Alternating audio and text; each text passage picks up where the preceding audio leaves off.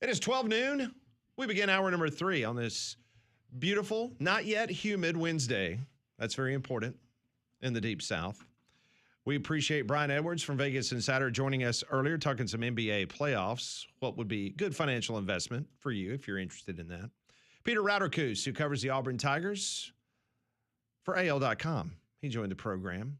We will talk to David Waters from the Gators Breakdown podcast coming up in about 30 minutes. We told you a story that we've been watching that apparently Live executives have been summoned to an emergency meeting in Manhattan, New York, as we speak. They're supposed to be down in Mexico City getting ready for a tournament. So the Telegraph over in London is reporting that this potentially has the makings of maybe Live Golf pulling the plug. So we'll keep you posted on that story as that develops. Basketball transfer portal.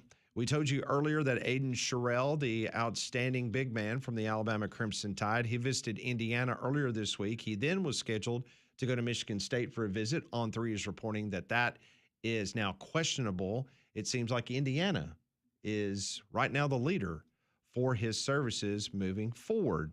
On3 is also reporting at this hour that Kentucky transfer Jasper Johnson, Alabama was supposedly the early school to watch.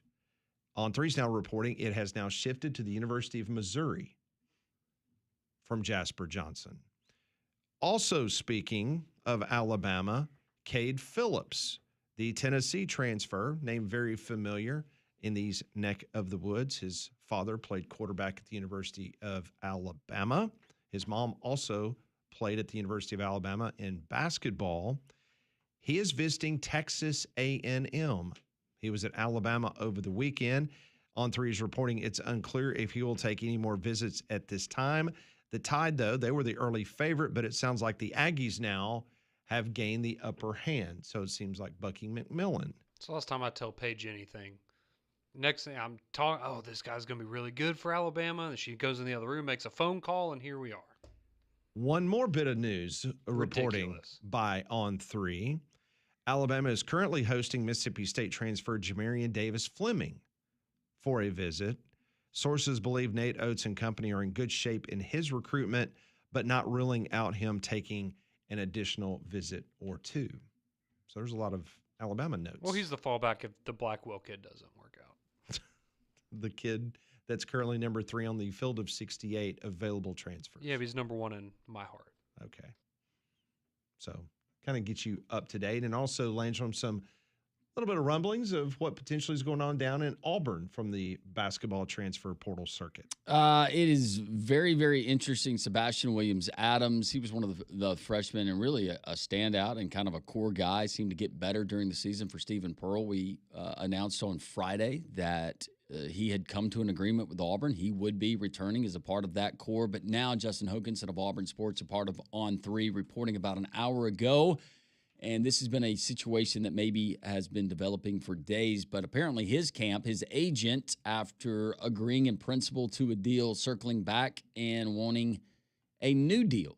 Meanwhile, Elijah Freeman, who you remember after the NIT win, said he was locked in. He was ready to come back with Auburn. Well, he goes into the portal, and apparently it's being reported that he had a deal in place with Texas Tech for around $2.5 million.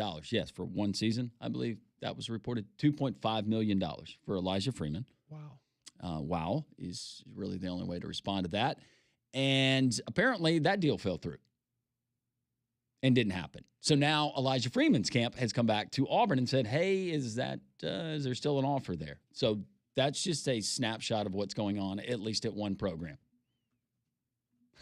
And these are guys you know. These are guys who you recruited, you sold on being there. I realize it. I'm not blaming the player. I'm saying it's upside down. And why do we continue to be surprised by staggering numbers? No doubt about it. It's going to break. Yeah. At some point, it's going to break. We keep saying it's not sustainable, but it continues to happen. So you just wait. Where's the money come from? Yeah, when it's actually going to happen. Today is Jackie Robinson Day, MLB's annual celebration of Jackie Robinson's life and legacy. On April 15th, 1947, Robinson broke baseball's color barrier when he took the field as a first baseman for the Brooklyn Dodgers. So you'll see celebrations throughout the day and night throughout Major League Baseball. There was a celebration last night in Atlanta, Georgia. Yes, Landrum Roberts was in attendance. Him and Steve from Tuscaloosa, they went over there for the game last night. This is the way it sounded on the Braves radio network. Bases loaded, 2 down. Braves down 2 runs. All 3 runners take their leads. Ball and 2 strikes. Here it comes. Hit in the air, deep left center field. Back to the gap, it flies, and that's down for a base hit. Here we go. 1 run in, 2 runs in, a 3rd run in. Dominic Smith just mangled one into the gap, and the Braves take the lead in the 8th. 6-5 Atlanta. What a game as the Braves come from behind. They were down early, but they scored late. That's all that matters. That's why you play the game. That's why it's 9 innings. It was gross early. The Marlins are so aggressive on the bases. They get on, they are stealing a base, or they're going to attempt to steal a base. And last night they were very successful. But also a very touching moment. Have you already posted on social media? Oh, it's already out there? Okay. Very touching moment in the first part of the show as Landrum and Steve, they were able to get something for Molly and bring back. I was not expecting this at all, and I can't stop hugging it. We so love thank surprising. We love surprising. Well, it's so funny because yesterday at Social Taco, I think I was showing you and Pat how the Dodgers, they had Hello Kitty night, and they had like the Hello Kitty cups and the food and the gear, and I was like, oh, that's so cute. Not a Dodgers fan, but that would be such a cute thing to own. And then you guys surprised me with this today. It was a hot item. It was a hot item last night. I can imagine. With grown-ups and children. Hello Kitty's popular. Apparently so. Yeah, it's like one of the biggest media brands in the world. Yeah, it's crazy. Okay. I thought that Hello Kitty was Asian. Was an Asian. That's where it started. Okay. Yeah. So you were right there. Okay. Because when I was retrieving theme song, I did not, I'd heard of Hello Kitty, but never saw an episode. I don't have kids. I didn't grow up watching it. I had no idea, but I heard it, and it was all, and it sounded like Japanese. So the company that started Hello Kitty is called Sanrio. I hope and they have a bunch of other characters as well. Hello Kitty is just the main one, and it is a Japanese company. Okay. Yes. Because it was like, how did it go? One of the malls in Michigan when I was a kid had a Sanrio store. And I used to love going in because they had all the Hello Kitty stuffed animals. I'm and all to be the honest other with you, things. if I had that thing with me on a plane, that would totally serve as my pillow. It's that soft. Yes, she's so soft. Oh, it's a she. I forget. Or Braves uniform. Maybe a he. It could be.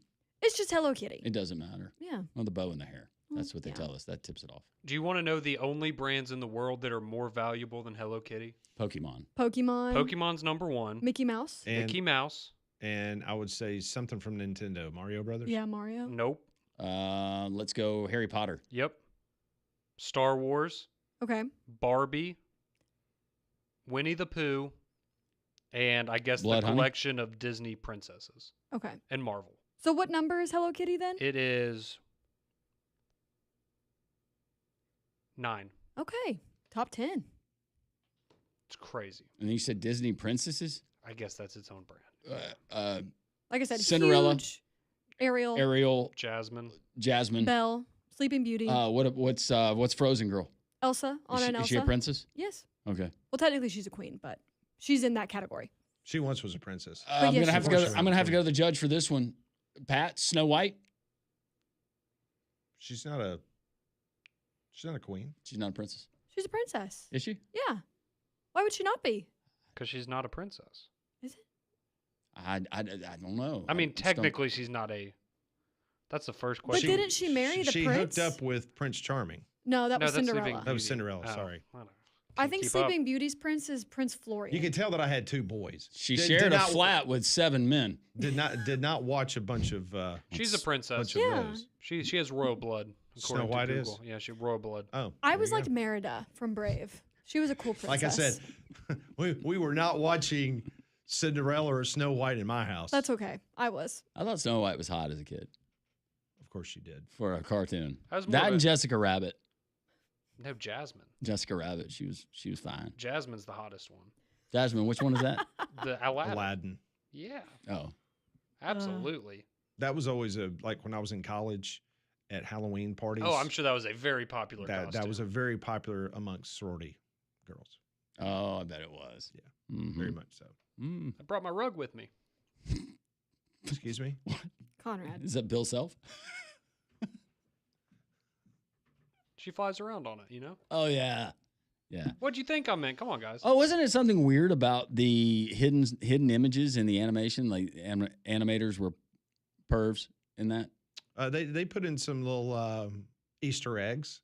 Isn't that in The Little Mermaid too? It's in that, and it's also in the Lion King. Mm-hmm. Oh yeah. Where in the I'll explain it to you during the break. I thought that was the only wholesome thing we Is it had in left. the music? The smoke. Oh, that's right. That's right. That's right.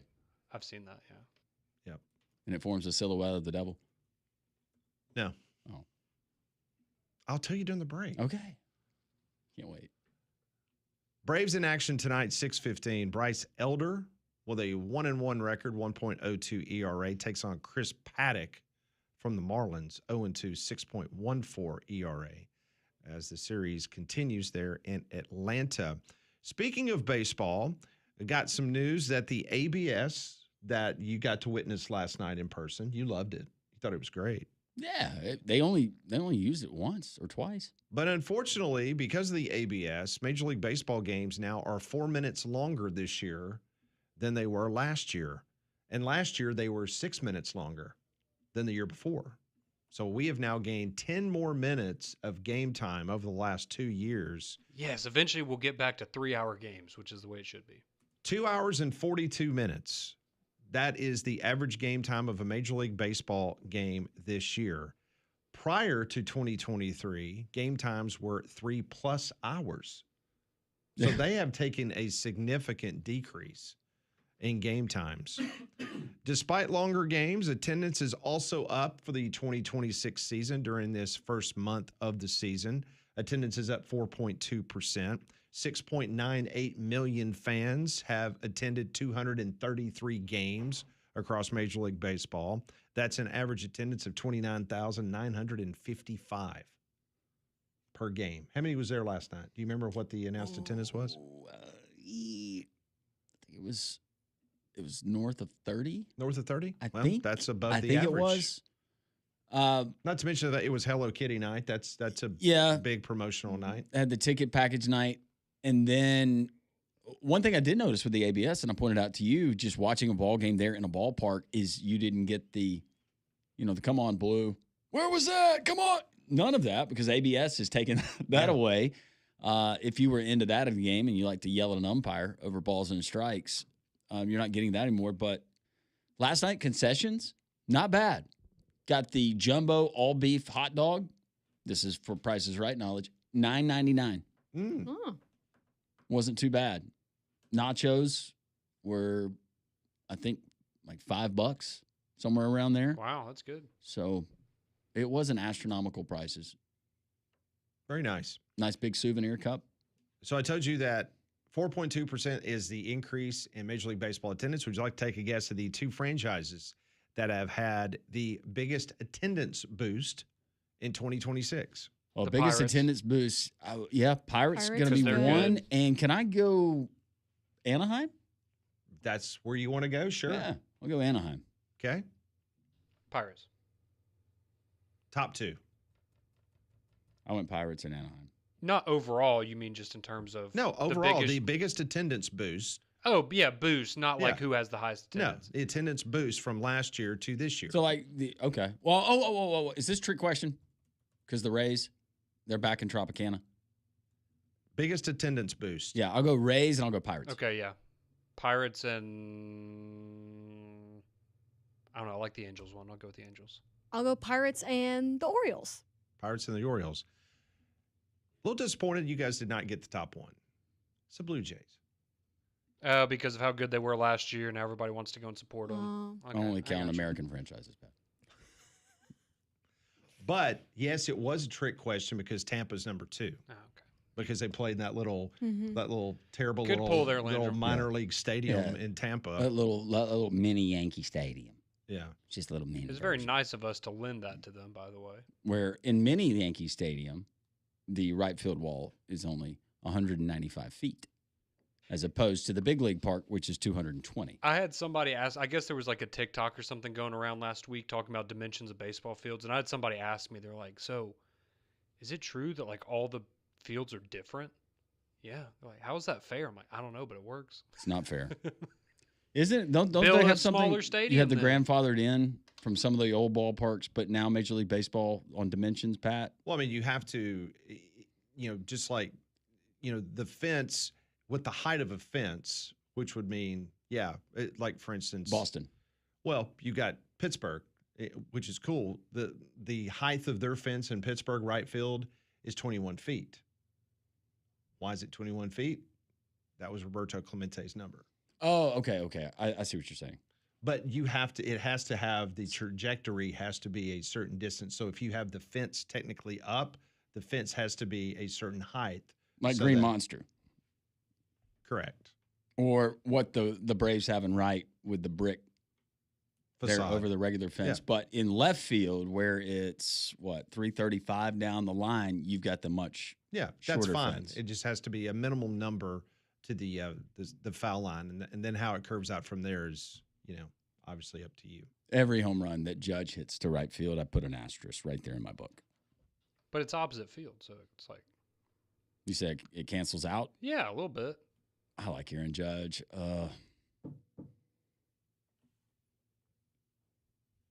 It's fine. We're struggling right now. Don't kick us while we're down. It's going to be tough booing Bryce Harper next weekend after what he tried to do for our country in the World Baseball Classic. But he was let down by bad managerial decisions and pitcher. Yes. Your foundation and waterproofing specialist is Deep South Construction Pros. Deep South is a family-owned company with real Southern roots. I had a good friend of mine. He reached out to me. He owns a lake house. He needed Deep South Construction Pros to come out, and they did. They took a look at all of his property because he's dealing with some foundation issues and some moisture problems inside his house. But Deep South Construction Pros, they're the experts. Gave him a call, got to their website, got all the information he needed, and they came out immediately. Foundation repair and waterproofing, that's what Deep South Construction Pros, that's what they do. From cracks and wood damage to crawl space, moisture, and mold, their trained crews fix the problem at the source. So get started today, deepsouthconstructionpros.com. That's deepsouthconstructionpros.com. Doesn't matter how big or small the job is, they can take care of you. Because if it's your home, it's their commitment. Because if it's your home, it matters to them. That is Deep South Construction Pros, deepsouthconstructionpros.com. We got some of your phone calls, your text response to Live Tour, potentially shutting down, upside down nature of the college basketball transfer portal, and hidden messages in animated pictures. And that should be interesting. Three-man front. We continue here on Jocks.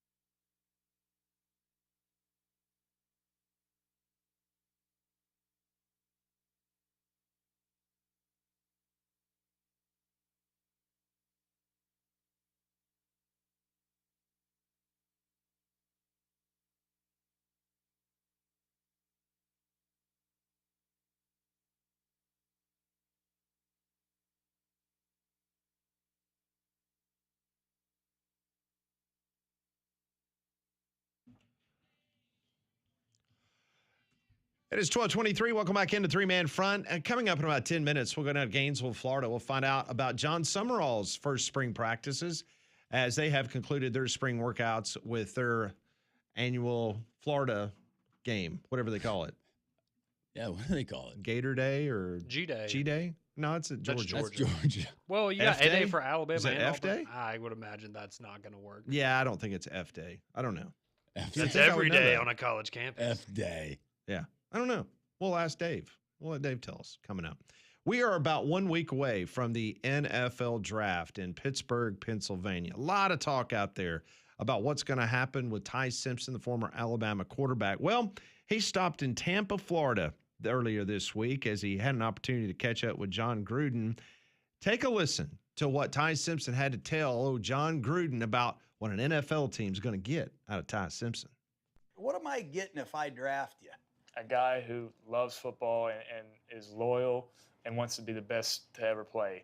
A guy who is just infatuated with the game, who loves football and loves being able to be in the locker room, be in the huddle, and wants to make not just himself better, but everybody around him better. Because not only am I a really good quarterback, but I'm a really good leader and I'm a culture changer.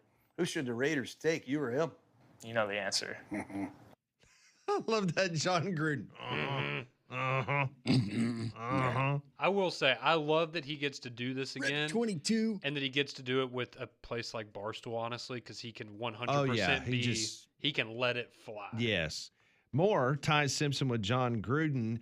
If you didn't know this, So, right, you're, just guys and pull the trigger, goes right, and you go and you see.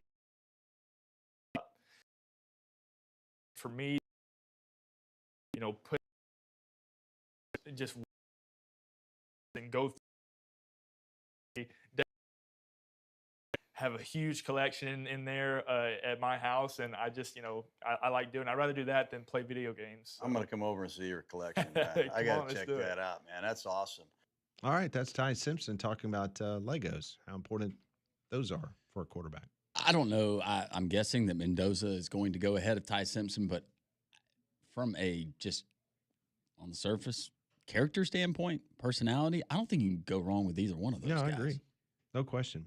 Our final cut as we look back to a few days ago when Jon Gruden and Ty Simpson had an opportunity to meet and discuss playing quarterback at a high level. Jon Gruden asked him about the old stumble play. Do you remember the stumble play against Oklahoma at Bryant-Denny Stadium? How could I forget it? He threw it to Edmonds, right? Yeah. Is that who he threw it to? Who did he throw it to? Sure, we'll go with that. Okay, sure. That sounds right. But we all remember it's the play where him and the offensive line fell down, and Yeah. I think it was Jam Miller. Or no, it was him and Jam. You're right. Yeah, him and Jam. in the backfield. Yeah. Jam hit the ground on his belly, but Ty Simpson stumbled and then he threw a. Did you get the name for me? That was all right. Goodness. We'll find out. Anyway, here's the conversation with the stumble play between Ty Simpson and Jon Gruden. It was Edwards. What was this play action pass here that you in the back both fell down on? Yeah. That was the greatest ball faking I've ever seen. Was that by design too? Yeah, stumble bump. So Coach Ben Johnson ran it with the Lions. Shut up. This is a real play? This is a real play. I swear to you. I thought you guys both slipped. I was just busting your balls. No. I got to call Grubbs on this, man. Who's thinking of this? You giving Ben Johnson credit for it? Yeah. What's that thing you called that play you ran against Oklahoma where you fell down? Stumble bum or Let's Scooby-Doo. run stumble bum. Silver, son. Damnedest play I've ever seen in my life. I love you, Simpson. I can tell Jon Gruden. I love Jon Gruden. I mean, he really, really enjoyed. Going back and watching that play, though, Ty Simpson, the way that he sold it. That was Edwards, right? 81? Yeah. Yeah. That was really impressive. Oh, I mean, I remember watching the game and going, "Oh my gosh, I can't believe that! Like, really, He this just happened." I mean, we're down 10-0 if you're an Alabama fan, and he trips. You're like going, "Are you kidding me?" But that was big. Yeah, nobody stayed with Edwards.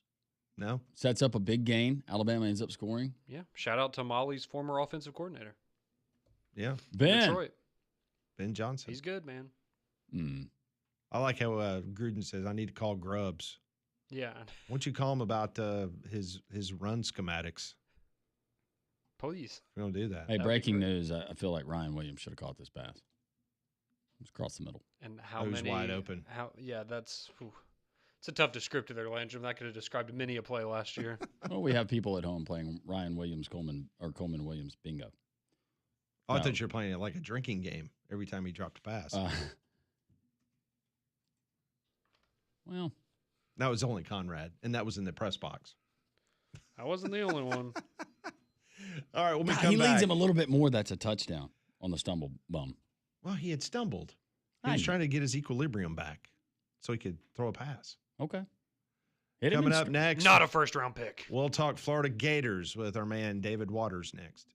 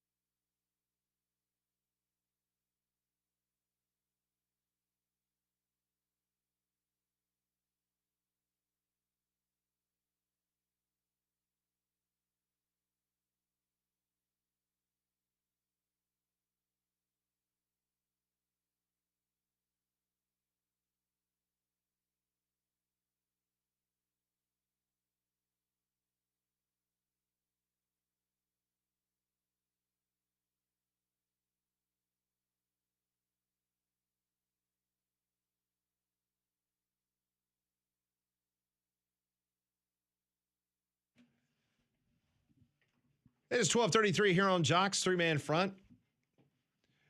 When we want to know about Florida football, we call David Waters from the Gators Breakdown podcast, and the Gators wrapped up their spring game this last weekend. Is that F Day? Yeah, what is that, Dave? Conrad called it G Day. Yeah, we were having this conversation. What is the official name of the spring game for the Florida Gators?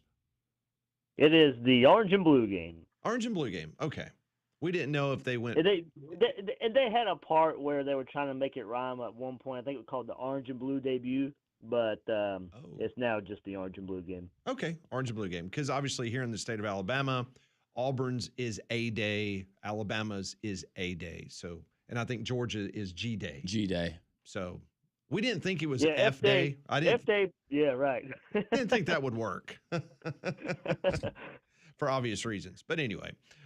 We digress. All right, so let's talk about the first spring. You know, Dave, the last time we had you on, we were talking to you, and literally about a week to 10 days later, we had a conversation with Jon Sumrall, and it was a fantastic interview with Jon Sumrall. How is he taking? How are the fans liking the interaction between the media, the fans, and Jon Sumrall? Before we talk X's and O's, how's that going over? About as high as it possibly can be. Like grade A, level 10. Obviously, as you said, it will come down to wins and losses. But from the day he was hired to the point we're at now, Jon Sumrall could not have a higher approval rating for being the Florida Gator head coach. I mean, I got to spend a few hours with him on Friday. We had a little kind of podcast media gathering where we got to run the 40-yard dash in the indoor facility. He was doing some interviews with us, and he kind of just really embraced being the Florida coach. He's really embraced putting himself out there in front of the Florida fan base, and trying to sell his vision. And he doesn't really shy behind what he really thinks. And in press conferences, he'll call out a position group, he'll call out a player, and I think the fan base is just in the end, look, it might be coach speak, but right now it does not come across that way. So obviously, we'll see what the wins and losses in the fall hold, but the approval rating is pretty high. And then I put this on X not long, this past week with everything that I just said, and at the level that it's at now. If he wins, I mean, this thing will be like a rocket ship. This thing will take off because the fan base has already endeared, and he's already endeared himself with the fan base so much up to this point. And look, David, we know that these spring games, you can have an offense. I mean, we've had the orange and blue game in the past when Billy Napier was a coach or when Nick Saban was at Alabama. You'll have guys that stand out in certain aspects of that scrimmage, of that game, we will overreact to. But as far as on the field areas of improvement, where have you seen the most significant strides in the short time that you've been able to view a Jon Sumrall coach Florida football team? I was thinking this before he even said it, and then the last couple of weeks he was sharing the thought that it was the defensive line. It was a group that there was a lot of questions of, especially in the middle of that defensive line.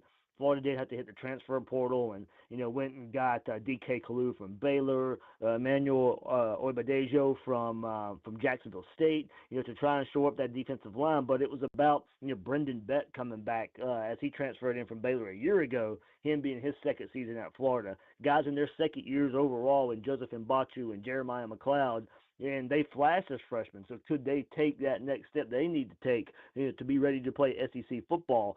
And then, you go to edge a little bit too, and you got Jaden Woods, but who would back him up? And it might be another true freshman like he was last year who might get a lot of playing time. So I think it's up front along the defensive line for where this fan base feels better. And Jon Sumrall even come out and said it too. Look, hey, I had a big question about that group before fall camp or before spring camp, and now I feel like we have some depth. We have some quality depth at that position. And, I think for a defense that obviously needs to get better, we have not seen Florida defense in quite some time. It's going to start up front. So I think coming out of spring practice that there's one position group you should feel better about, and that gives you, maybe the warm and fuzzies because of, the competition you have to play. It is that defensive line. All right, let's go back to the other side of the ball, the offense. Just like here in Tuscaloosa, you got a situation where there is a strong quarterback battle. Let's start on that side of the ball. You got a transfer from Georgia Tech. You got Tramel Jones Jr. What can you tell us between those two guys? Yeah, I think it's still a competition that's going to the fall. Tramel Jones Jr. I think probably did have the better Saturday in the orange and blue game. I think it probably flip flop. I think the first scrimmage he probably had the better first scrimmage as well. Aaron Philo, the transfer from Georgia Tech, as you mentioned, probably had the better second scrimmage. So it really is a true battle, and how close this thing is right now. And I think the question, you ask yourself is, should Aaron Philo have a bigger separation? Should he have a bigger lead in this since he got paired with Buster Faulkner, and Buster Faulkner comes from Georgia Tech as well? Should that have set him up to maybe separate himself this spring? And that didn't happen. Credit to Tramel Jones for getting in the playbook, learning the playbook, and kind of hit the ground running this spring as well. To really make this a serious competition. Nothing's going to be given to these guys. So we'll roll into the fall camp, and these guys will be battling out some. Who knows the timeline when they'll decide who to name a starter. But I think, to me, it signals a pretty good, whether Tramel Jones wins the job or not, to put himself in this position, I think it speaks a lot about him, because I do think Aaron Philo does bring a pretty safe floor for the quarterback spot coming over from Buster Faulkner. So I think it would send a pretty large signal that Tramel Jones, had to go out there and really outplay him to go win that position. So if he ends up being the guy, I think you feel pretty safe about the quarterback spot for Florida. I don't know if either is going to be very outstanding for this offense. I think Tramel Jones may have the higher ceiling. Beginning of the season, it may be better to go with Aaron Philo, but I do think Florida would be in at least a good spot to get the ball to their playmakers. Well, whoever the quarterback is for the Gators, they're going to have plenty of talent to throw to in the wide receiving corps. One of those individuals being Eric Singleton Jr., first 2 years at Georgia Tech. Last year at Auburn, felt like with all the chaos that was or wasn't Auburn's offense, Eric Singleton was maybe not exploited in a good way as much as he could have been. Looks like the perfect fit. I know he's turning heads there. What can you say about him, how he's going to be used by his former offensive coordinator and Buster Faulkner, and what that breaks down into when you look at the wide receiving core as a whole? Yeah, I think probably what you didn't see at Auburn last year with him that you probably should have seen is him being a downfield threat. I think Auburn probably tried to use him a little closer to the line of scrimmage than he's used to, than he needs to be used to. And look, probably a lot of that maybe to do with the quarterback position, but we did see a glimpse of it in the spring game. It was about a 40-yard pass where it was an over route by him. He was to Tramel Jones right at the top of the formation and just burns down the field for a good overthrow touchdown there from Tramel Jones. So, yeah, certainly I think a leader in that room to be able to share his experience with Buster Faulkner in this offense, to share it with the receiver room. He's going to be counted on. He's certainly going to be a starter and maybe improve his draft stock a bit too after it fell a little bit last year. But I think somebody who will be used in a multitude of ways, but to get his game back to where it was before, be used down the field a bit more. And look, as you said, Florida's kind of just loaded in that room. Micah Mays had the big spring game performance, and it's good when you get to a spot where you hear a player who goes through spring and it starts maybe even week 1. Hey, this guy might be turning heads, and then you hear it again in week 2, 3, 4, and then you get to the spring game and he's the player of the day, especially on the offensive side of the ball. There is Micah Mays, and he was a big downfield threat, kind of a big-bodied receiver who was able to take advantage of Dallas Wilson being limited this spring. So that's good news there for the Gators to get some more depth, and Vernell Brown III as well. He's just a versatile weapon that they can use in many ways, inside, outside, in motion, get some handoffs. So they're going to get creative, I think, with this wide receiver room. And Buster Faulkner said it after the game that they can go and comfortably go 6-7 deep at that position and not really have to worry about any kind of fall off. So I think going back to the quarterback position, it's certainly an embarrassment of riches that they can throw the ball out there too. David Waters joins us from the Gators Breakdown podcast here on Three Man Front as we're wrapping up the spring portion of the Florida Gators' first ever spring under John Sumrall's direction. We got to get used to this, David, and I know we're going to talk about this incessantly over the next few months, and is the fact that the SEC is moving to a 9-game schedule. And when you look down at this schedule for the Florida Gators, just from the SEC perspective, starting at Auburn, you got to play Ole Miss the week after that. You got to go to Mizzou. You got to go to Austin. Then you got your rivalry game in Jacksonville against the Georgia Bulldogs. You got Oklahoma. Oh, no, by the way, you got Vandy. and probably a much improved Florida State team to finish the season. What is the realistic expectations, or what's the early number you're looking at for Jon Sumrall in year number one? I think to appease most of the fan base, you're probably looking at 7 or 8. I think you could probably get away with 7, depending on maybe who that 7 is. I mean, look, you get to 8-4 with that schedule. There's going to be some really good wins on that schedule if you got 8 wins to come out of that. Ultimately, is it where Florida fans want to be? No, but in year one, I think you take it with that schedule. Like I said, even 7 wins, you'd probably have a good win or 2 there as well when you look at it. And I think it's just how it breaks up. You mentioned the Auburn and Ole Miss games back-to-back. Not to overlook Missouri, but there's just going to be so many storylines with the Auburn and the Ole Miss games back-to-back. You got the first game versus Alex Golish, who takes over there at Auburn. All the Jon Sumrall storylines at Auburn. It's Florida's first road game of the season, so what does that look like? And then you get Ole Miss the very next week, and that's the week after Ole Miss plays LSU in the Lane Kiffin Bowl. So where's their mindset going to be? How much effort are they going to put into that week before? How much do they have left in the tank that they go on the road to Gainesville the very next week? So that's a very, I think, early season back-to-back games that you look to, and then that important stretch of Texas, Georgia, Oklahoma. You got 2 of the best teams on the schedule. You got Oklahoma coming to the Swamp. Those teams have been in the college football playoff in the last couple of years. All 3 of those teams. So it's certainly a season that breaks up. Now, if I remember right, Florida doesn't have back-to-back road games at all in the season, so it sets up nice from that angle to where they don't have a stretch of away games. They get to come in the Swamp each and every other week. You got the Georgia game in Atlanta this year, so that's a different storyline as well. So there's just a lot to, I think, look forward to. And then the end of the season stretch, I think it's Vanderbilt or Kentucky, Vanderbilt, FSU, or Vanderbilt, Kentucky, FSU. I think no matter where this team is, you got to end the season 3-0. I think a lot of fans are going to point to those last 3 games saying, all right, this thing, if we're going to feel kind of maybe really good about where this thing is heading, not to put too much emphasis on it, but a lot of fan base will look at it that way. You've got to go 3-0 in that last 3-game stretch. Yeah, if you can, and you're right, it's at Kentucky, Vanderbilt at home, and then you're at Florida State, but just 4-5 going into that stretch gets you to 7-5 if you can win those last 3. And as you said, I think most people for year one, season one, under Jon Sumrall would take that in Gator country. I only wish that we get LSU in Florida this year after the flirtation with Lane Kiffin, right? The immediacy, I just think it would have meant more this year, no pun intended. Yeah, if the SEC could have set it up for like 3 weeks in a row where it's like a round robin of Ole Miss, Florida, and LSU, that would have been some good drama. Not that SEC really needs it that much more, but certainly that would have been fun.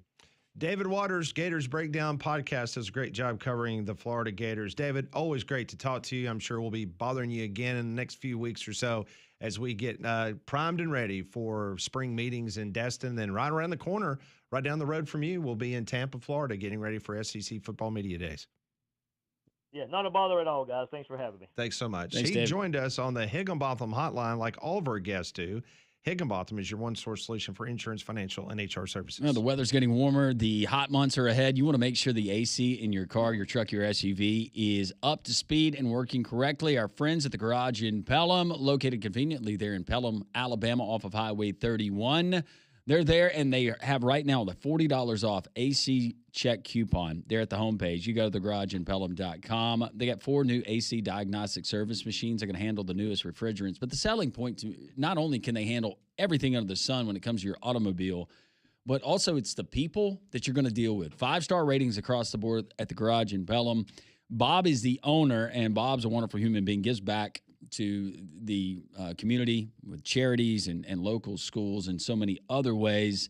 But also you get the friendly faces of Richie, Robert, when you walk into that professional showroom. Guys, you never have to worry about your wife, your daughter, your girlfriend, significant other going in there and ever feeling uncomfortable. They're not going to get that. That's just not who the Garage in Pelham is. TheGarageInPelham.com. Check it out. Find out for yourself. Also, if you need anything else done like I do, I am completing a list of all the things that my truck needs, And the Garage in Pelham, that's the only people I'm going to trust to do the work. TheGarageInPelham.com. Make sure you tell them Landrum from Jocks sent you. We continue the three-man front edition here on this Wednesday. More college basketball transfer portal news. We'll get to it.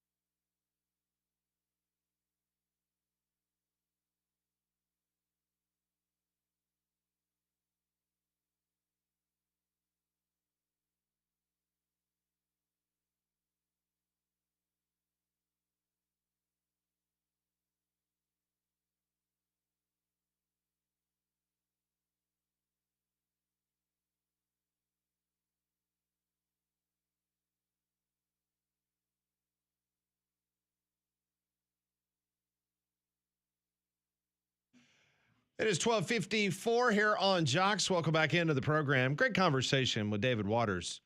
A very optimistic forecast for John Sumrall's inaugural season. Sound like he was landing on 8 wins for Florida? Yes. And I told you during the break, and I mean this, I think us as a group of Southeastern Conference football fans, we all need to get ready because I think we've already seen the days of teams going 12-0 during a regular season. I'm not proclaiming that there's not going to be an SEC team to go undefeated this year, but playing 9 conference games in this conference, man, we better get ready for some crooked number losses. And remember, everybody's got talent. So this is not, we're adding an additional game, and it's still based on the old form of recruiting and attrition. Everybody's got talent. 9-3 may be the new 11-1. Could be. And maybe it just falls right on you get one of those Missouri schedules where you don't play that cycle of teams, or the bulk of your teams that you play in your schedule are right at 500 or below 500. That Florida schedule is brutal. I mean, starting at Auburn and then you play Ole Miss the next week. I haven't really seen an SEC schedule that I love because there's so many questions. Is Vanderbilt, are they going to come back without Diego and be the Vanderbilt we've seen the last couple of seasons? Kentucky with Will Stein. You got Summerall there. You got Golish. I mean, Frank Beamer's still fighting, or it's not Frank, but Shane Beamer's still fighting for his job. Frank might be fighting for his son's job. Drinkwitz just signed a new deal. He's got players at Missouri. Oh, yeah, Texas A&M. They were good last year. It's going to be fun.